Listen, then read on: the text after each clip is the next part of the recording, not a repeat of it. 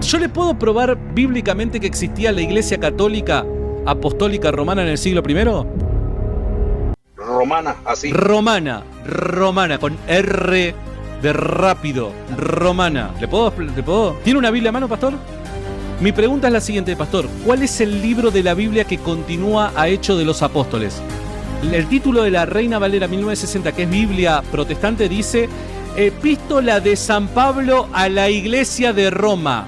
Iglesia Católica, Apostólica y Romana. Aquí encontramos una de las falacias más grandes que ningún católico se había atrevido a hacer, Santiago Alarcón.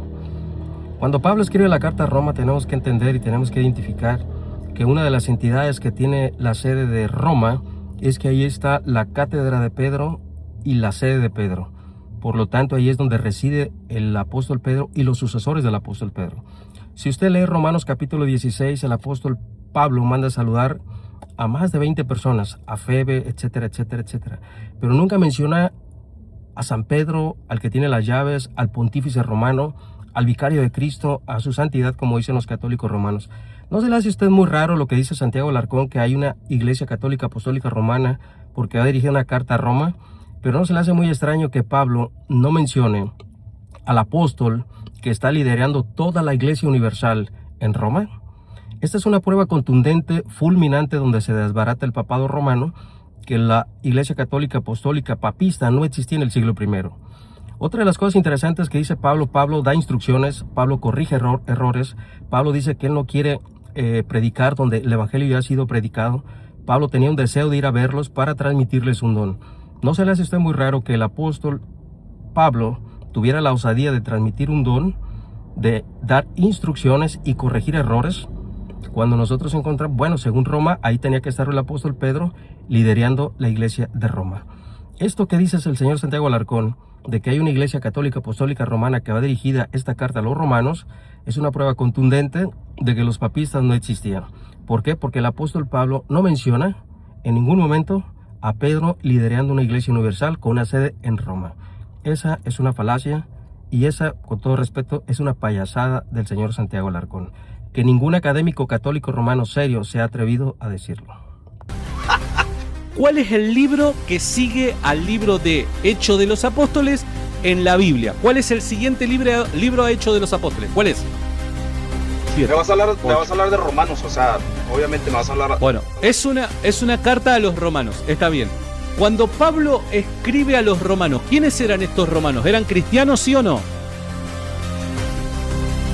Obviamente, ¿no? ¿Eran de la iglesia fundada por Cristo?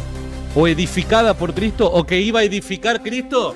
¿Era de la iglesia de Cristo estos romanos? No, es que ya te estás yendo mucho para... ¿Estos cristianos romanos eran de la iglesia de Cristo?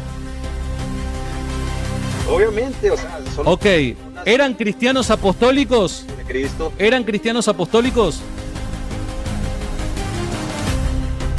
Claro, o sea, son... Ok, entonces Pablo le está escribiendo a la Iglesia Católica Apostólica Romana. Ahí está la prueba bíblica de que para el siglo I había una Iglesia Católica Apostólica Romana y me pongo de pie. Tenemos que entender algo cuando la Iglesia Católica Apostólica Romana habla de tradición. La tradición dice, según los católicos romanos, que el apóstol Pedro empezó a ejercer un pontificado en Roma desde el año 46 hasta el año 67-69 cuando muere el apóstol Pedro. Entonces, Pedro duró más de 25 años ejerciendo un pontificado en Roma. Para el año 53, año 56, más o menos, que se escribe la carta a los romanos, nunca menciona el apóstol Pablo a Pedro. No puede haber una sede sin el apóstol Pedro. No puede haber unas llaves ejerciendo poder y autoridad si no está allí el sucesor de Pedro o el mismo apóstol Pedro. Entonces nosotros vemos que esta falacia de decir el señor Santiago Alarcón por querer adjudicar esta carta a los romanos a la Iglesia Católica Apostólica Romana, tenemos que entender primeramente que la identidad de Roma es el obispo de Roma, porque para ellos es la cabeza visible por la cual mantienen la unidad. Esa unidad que solo existe en la mente del católico romano, porque en la práctica están más divididos que el agua. Por lo tanto, el señor Santiago Alarcón debería de ser más serio, más responsable con lo que dice, con lo que hace, porque la carta a los romanos es la carta más anticatólica papista que hay. ¿Por qué? Porque en la carta a los romanos encontramos la depravación total que Roma niega. Roma dice que el hombre quedó herido, que no quedó muerto en sus delitos y pecados, quedó herido. Por eso la Iglesia Católica Romana es considerada semipelagiana. También encontramos la sola fide, encontramos la justificación por gracia, la justificación por fe, justificados por su sangre, justificados por su poder y justificados por su resurrección. La carta a los romanos también encontramos cómo Dios ha elegido a las personas para la salvación, que es totalmente antagónico a lo que dicen los católicos romanos.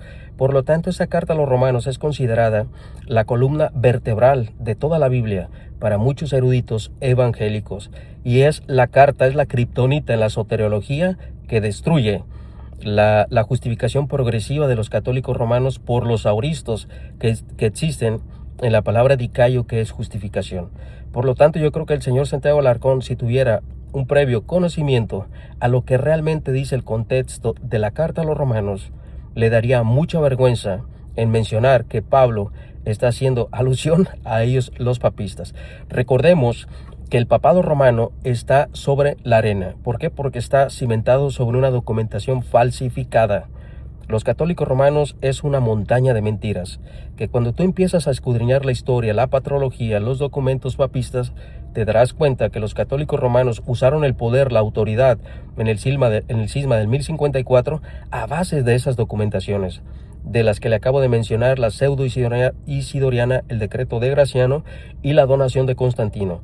Esos fueron los documentos que usó el Papa en turno para excomulgar a los católicos romanos con el tema del filioque, porque realmente ese no fue un cisma por el filioque, eso fue un cisma por la política, por el hambre, el poder, la autoridad, la avaricia que siempre han tenido los papistas. Como dijo un día Martín Lutero, Roma le abre las piernas al mejor postor. Por eso han sobrevivido hasta hoy en día, por eso son progresistas, por eso a la Iglesia Católica Apostólica Romana no le importa que los católicos lloren, pataleen, que hagan berrinches, por fiducia supplicans, por la marcha multicolor que hubo a Roma.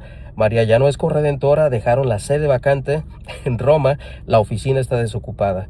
Por lo tanto, querido Santiago, sea más serio y sea más responsable, porque ningún académico serio se atreve a decir lo que usted ha dicho. Bendiciones.